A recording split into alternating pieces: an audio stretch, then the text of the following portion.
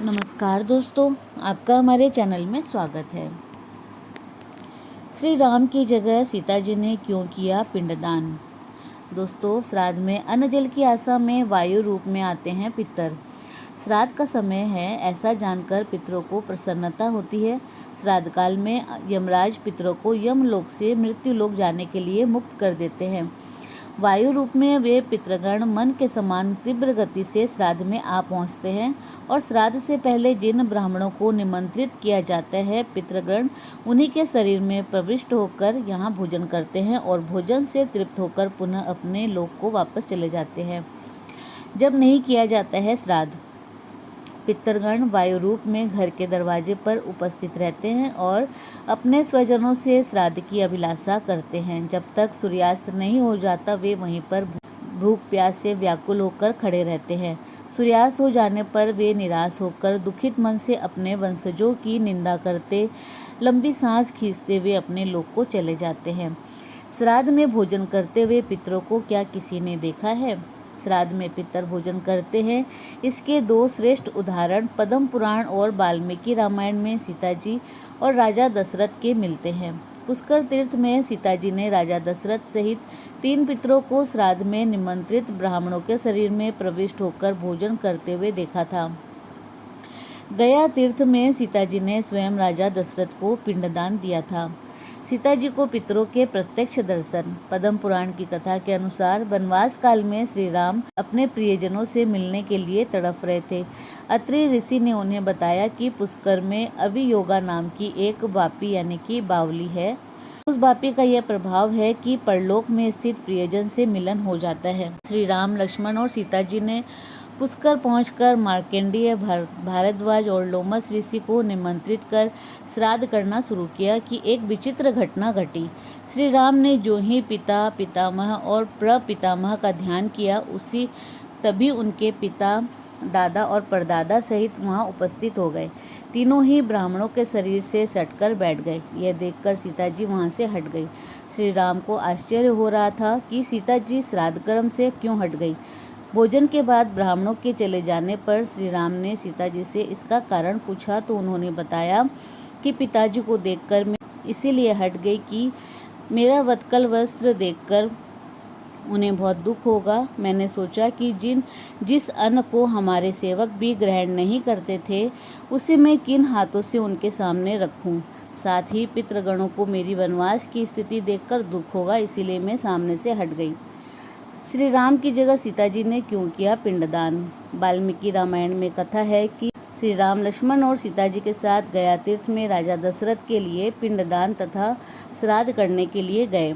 श्राद्ध का सामान जुटाने के लिए श्री राम, लक्ष्मण एक माणिक्य की अंगूठी बेचने बाजार चले गए। उस समय अकेली सीता जी फल्गु नदी की बालू से खेलने लगी।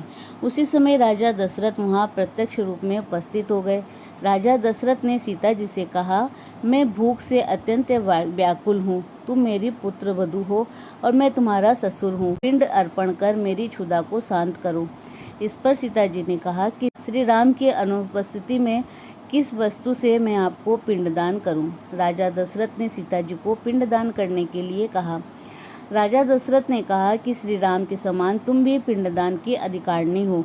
मन में किसी भी प्रकार का संशय न रखकर इस फल्गु नदी, तुलसी आदि किसी को भी साक्षी बनाकर पिंडदान करो। सीता जी ने श्री राम की प्रिय तुलसी, फल्गु नदी, बट वृक्ष, गाय और ब्राह्मण को साक्षी बनाकर राजा दशरथ को पिंडदान देकर संतुष्ट किया। थोड़ी देर बाद श्री राम, लक्ष्मण श्राद्ध की सामग्री लेकर वहां आए। सीता जी ने श्री राम को सारी बातें बताई और कहा कि राजा दशरथ बालू का पिंड ग्रहण कर परम तृप्ति को प्राप्त कर स्वर्गलोक को चले गए हैं। बिना सामग्री के पिंडदान कैसे हो सकता है, इसके लिए श्री राम ने सीता जी से प्रमाण मांगा। तब सीता जी ने कहा कि यह फल्गु नदी, तुलसी, गाय, ब्राह्मण और बट वृक्ष मेरे द्वारा किए गए श्राद्ध कर्म के गवाही दे सकते हैं। श्री राम ने 5 गवाहों से पूछा कि क्या यह बात सत्य है, परंतु श्री राम के क्रोध से डरकर फल्गु नदी, तुलसी, गाय और ब्राह्मण सीता जी द्वारा दिए गए पिंडदान की बात से मुकर गए। सिर्फ वट वृक्ष ने सही बात कही। तब सीता जी ने राजा दशरथ का ध्यान करके उनसे ही गवाही देने की प्रार्थना की। दशरथ जी ने सीता जी की प्रार्थना स्वीकार कर घोषणा की कि सही वक्त पर सीता ने ही मुझे पिंडदान दिया। यह सुनकर श्री राम विस्मित हो गए। 5 गवाहों द्वारा झूठ बोलने पर सीता जी ने उनको क्रोधित होकर श्राप दे दिया। झूठी गवाही देने पर सीता जी ने दिया श्राप। फल्गु नदी सिर्फ नाम की नदी रहेगी, इसमें पानी नहीं रहेगा। इस कारण फल्गु नदी आज भी गया में सूखी रहती है। सीता कुंड पर दिया जाता है बालू का पिंडदान। फल्गु नदी के तट पर सीता कुंड में पानी के अभाव में आज भी सिर्फ बालू या फिर रेत से पिंडदान दिया जाता है। गाय को श्राप दिया कि पूज्य होकर भी लोगों का जूठा खाएगी।